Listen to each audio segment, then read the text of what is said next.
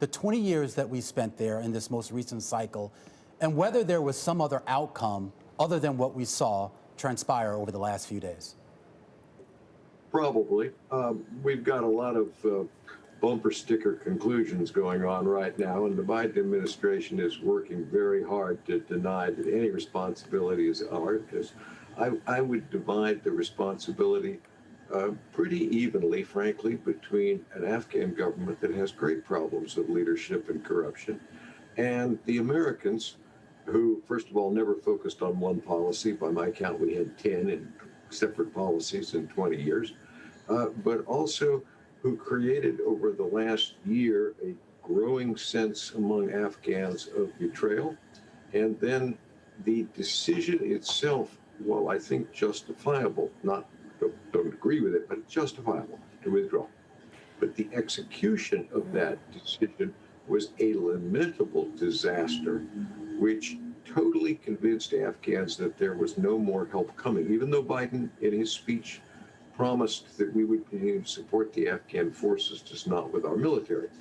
But we undercut that promise. So we have a huge piece of the responsibility, not all, but a big piece, for the disaster that's now occurring, and the fact that Biden's decision had no planning sustaining it. There was zero planning for how we would support Afghan forces before the decision was made. They talk about we've been planning for years. Well, I'm sure they have been, but it wasn't for what they had to do.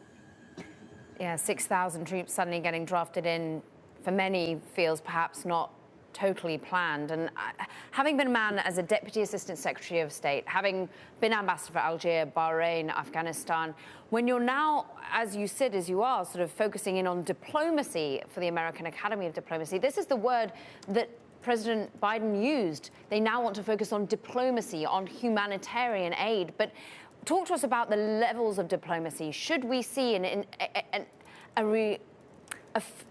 discussion with a Taliban-led government? Is that what diplomacy should take now, Ronald?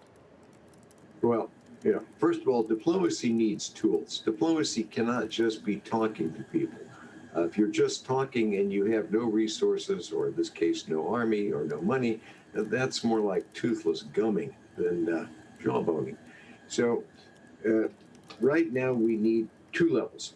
On one level, in Kabul, military forces on the ground, I'm sure are talking, it's been reported, are talking to the Taliban, and they should do so in order to coordinate evacuation, in order to have deconfliction of forces. Your question is a higher level one. Should we have a government-to-government kind of dialogue?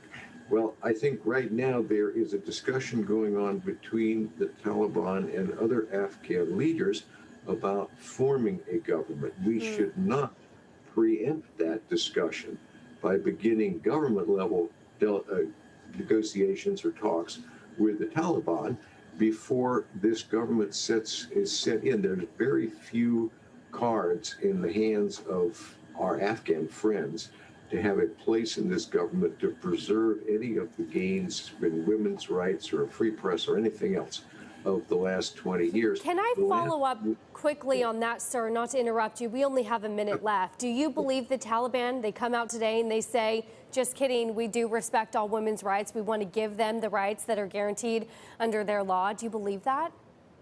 I would go back to President Reagan, trust but verify. Yeah.